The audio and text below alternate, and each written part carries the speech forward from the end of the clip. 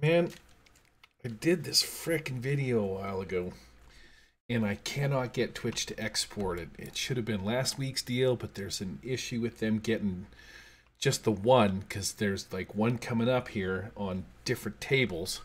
It'll be the last video, so I'm redoing it because I cannot get it to export. That said, here's my beautiful table. Let me smash this button over here. In this one, Evil Ed Dead asked me about getting the center of the maps to show transparency, and he was having some issues with it. So he sent me a map for Gnomengarde, which I believe is from the Dragons of the something or other. I can't remember which map it's from, but Gnomengarde comes from one of the later, one of the newest, whatchamacallit, it's from one of the newest settings. Dragons of Ice, or Dragon of Ice Spire Peak. And I guess inside of that book is the map. Let's just actually crack it out and get right to it. We're going to hit lock. And we'll bust out my beautiful work table. And where's Gnomengarde? Before I build this table, one of the things that I want to say is a map like this that's very intricate and very, what's the word? You know, it's detailed. It's not that this map is detailed, but there's a lot of little nooks and crannies and little, you know, doors and stuff. And each one of these squares is 5 feet. I'm going to crack out my, let's go to miniatures, paper forge, and we'll just crack out a goblin here and throw them on the table. Little paper forge mini. F8 is going to take me to the size. So if I go to 1, 1, and 1, you can see that the base just sort of takes up this 5-foot area, which is kind of good for this map. It fits on the table nicely, which is pretty sweet. Here's the thing, though. I would just run this map. I wouldn't even do anything with this one. I would throw it on the table and just play it like this. It's going to be sort of a one-shot. Coming into Gnomengarde, maybe you get 2-3 episodes out of it, but it's just so much easier just to be like, I'm going to move over here and see what's going on in this room, than it will be when I show you what I've gone and done here.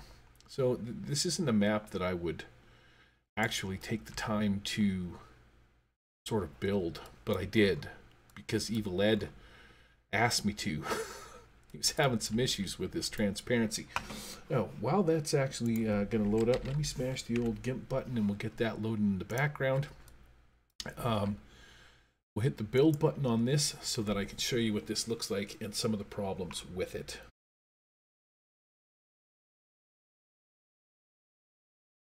All right, finish building. So this is what it looks like when it's all said and done. It's kind of a cool map, actually. All things said and done, I cut out these little bits and bobs. The map level itself, usually I have water as the lowest level, so I cut out these little pieces and put in these little islands. What do we got over here? We got a bow of some kind for some reason. That needs to go. Do not know why that is there. The reason I cut these out is because this could be a way in. Well, this is obviously a way in. You will notice from like a ground level perspective, as you come up, there's a little trail here that walks up to this side of the mountain, or this little area, and that this area is actually cut out. This piece is second level. I made it flat across the top so that it didn't look awkward, and then I just insert things like inside this little deal here. You know, I put a door in where the doors are and stuff like that, but there's a little trail that goes up here, a little set of stairs up to a landing. And if I could kind of scooch in here just a little bit, you can see that it's flat, and then it goes up to the next level, and then this back room here sits up near the top. Did the same thing down here when you come across the bridge. Oh, and I even actually put in some waterfalls, which actually really turned it really gives it a bit of flair. I got a cube that has water sounds and stuff like that, but I dropped some barrels in here. You've also got the armored crab things and whatnot sitting in these different areas. This side, as you go across, I didn't put the level up area in here. It started just to become too many levels, but this has the level up to here, and then this one also goes up as well to the top level So, you know, this map has like levels inside of levels, which is actually pretty sweet. Gnomengarde. It is already available on the One World game table with images. The reason that I would not use or would not do this map, I did this for Ed, so he, you know, it just makes his life a little easier, is because when you start doing things like, oh, my little guy wants to go into the hallway, you see how he pops up on top like that? That just becomes an issue in maps like this. You can sort of move him. Luckily, and I sort of set it up so that you can get him in and around where he needs to be, but you start getting too many guys, too many players trying to grab stuff out of here, and it creates a whole other problem. Fortunately, this guy seems to be able to move around in here all well. There's a little lever back here. So yeah, this map is Gnomengarde for Dragon of Ice Spire Peak, it's called. On to the coolness. Go over here, hit the clear button, clear it again. We want to go to, because I want to show you, oh man, what a dolt. I'm clicking all these buttons. What's this one do? Build. All right, you will notice that I am white. Where's my color? Ba-dunk. I'm going to change, no, I'm going to leave my color right now because this is a thing that I got to show you guys. So once this map is built, this is where my players are in my current game. This is the map called Beastland that I believe was done by Blue Sword Games. In this map, I added in these little moving glow bugs. The premise with this map is that as they're going through the forest, the Elvenhaunt forest, they're trying to make their way towards Greenhall. And Greenhall is this elven village where people just are not allowed to be. It's a big no-no. I didn't want to build an elven village inside the forest, so what I did was I put my noggin to some good use, and I thought to myself, how do I skirt this? What's the easiest thing that I could do to get out of doing this? And the easiest thing to do was to use this map that I had already made and just say that you're outside of Greenhall. The players don't actually make it into Greenhall. But in this game in particular, I noticed that there's an issue with things like, let me show you back here. So there's a question mark here that you can see. Being the white player, I can see it. Being any other color player that joins my game, you can see it as well. If I wanted to throw in a hidden character, this question mark is a dead giveaway that something's there, and I want to forego that. So I went over to the Discord server, talked to the scripting area guys over there, and this guy, Palebeaver, thank you very much, wrote this really short script that you can slap on here that's going to fix that problem. So if I go from white and I go to change color and put it over to black, you can see that the little white question mark is gone. And because you're black, you see everything. You see that she's upside down. If I go right click and toggle, it says hide face down. Hide face down for some reason puts a frickin' question mark on it for all the other players, and it drives me frickin' bananas. In this game, my players were fighting these warp beasts. I don't really remember. Oh, I do know what I used. I used your common, what's it called? Cat blink warp. I don't remember. It's gonna take a second for it to kind of figure it out, but I do know where to find it. It is the printable heroes. He's got actually a really kind of a cool looking cat here, Displacer Beast. I don't know why I couldn't think of that, but here's the Displacer Beast. Illuminated a little green. I'm just going to kick on it so that he pops up here. This is the back side, and this is the front side. You can kind of see it has that sort of optical illusion where it's looking like there's two of them. New mode a little bit.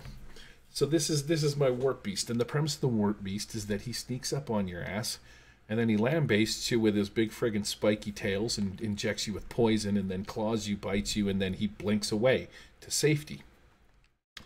Problem is, when I turn this guy upside down, let's go back to change my color. Guess what he's got? Oh, I'll go to red. Oh, he does not have the toggle with the hide face down. There you can see he is down here somewhere. with a frickin' question mark on them, which is irritating. That question mark for some reason is hid under the table. If I pop them up over here, anyways, it doesn't really matter. You get the gist. You can see the frickin' question mark on them, which is annoying as all hell. Color, let's go back to black. When I'm black, you're going to see there he is. He just appeared. How do you fix this? Well, let's drop him here. And under my objects, I'm going to bust out this guy here called the Lemure of something or other. Now, I've put this one on the other table. This is just to show you the script. If I right click, or if I click on him and go to the scripting editor, hopefully this will pop up and you'll be able to see it. There it is. A very, very simple script that basically checks to see whether or not custom model has face down, and if he's face down, it basically sets it to invisible. So I am black. This is now on the table and should be in play. If it's not, I'm going to have to save this table and then reboot it up. So I can see these guys, these upside down guys. So if I change this over and we go back to, let's go back to being white. Scooch through the map. Check it out.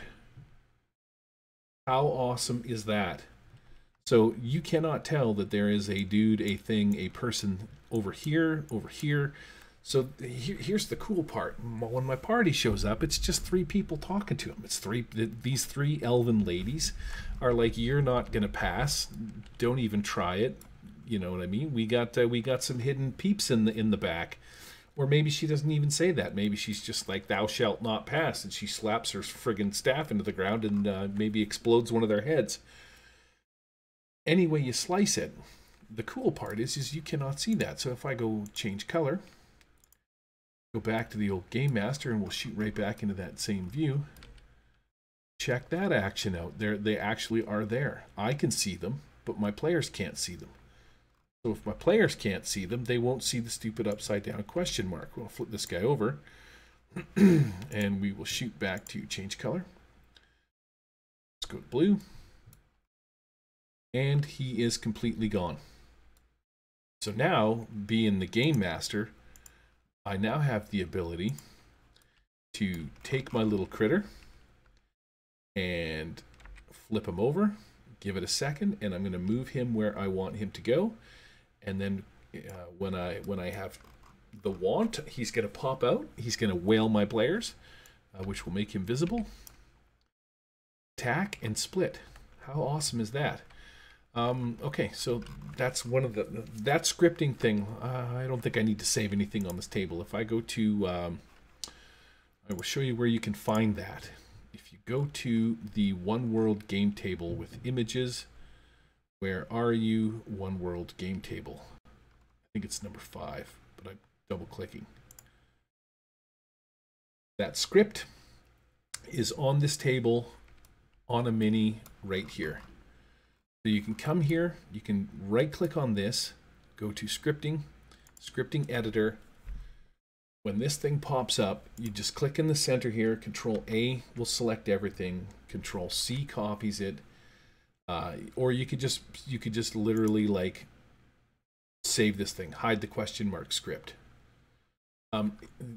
It's a little tricky to get back out of this because once that is loaded onto your table, it's going to be there all the time. So I guess how you would get rid of it, you're only going to have it for a scene kind of a thing too, right? So it's really not that big of a deal. Like if you're in a scene or whatever, when you want your displacer beasts to be warping around and nobody to be seen, you know, them not to be seen or whatever, you could just bring that script out and set it on the table when it's on the table. It doesn't actually have to be on the play table. It could be in your GM's area, but when it's out, that script will immediately make anything that has that check mark hide upside down. When you flip it upside down after 1 second, it'll completely disappear. So yeah, that's where you can find it. One World table with images. I did this video 10 days ago, and I've been trying for the last 10 days to get it out, and I can't. And oh, there's one other thing that I wanted to show you that I'm not even really set up for. I believe that if I go to the area templates, somebody was also asking me about area templates. Right click, search I just want to show you this one 12-inch ruler. If you do not want to have, which I do not like to use,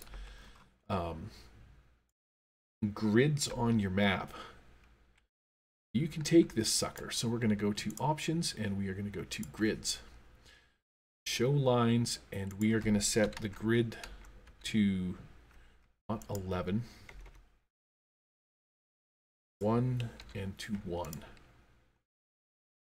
Okay, you can see the grids. Oh, maybe I should change that to white so that you can see the grids a little bit better. Let's change the color. Yellow. Yellow grids. Gruesome. Gruesome. If you zoom in and I hit the F8 button, you should be able to see that on the stream, which is cool. So you can see that the scale down here is set to 2 and 2. If we go 1, 1, 1 across the board, and then you look at the ruler, you can see that the ruler is set to 1, 1, 1, 1, 1, or not. It's not set to 1, 1, 1, 1, 1, but it is. It works evenly across the board, right? This will count your squares. This is a great frickin' AOE ruler. It is also available. I didn't even have to look it up because the stupid thing is right there. It is available on the One World table with images. I put the area templates right there. Here's the cool feature about that. You can go to options, grids. You can set your grid up to be whatever. Let's say you want your grid size to be 2.5 because that works with the size of the map by 2.5. And then we want to go close this down. If you take this F8, click on it, and change the scale to 2.5, 2.5, 2.5. This should then basically fit 2.5 across the map.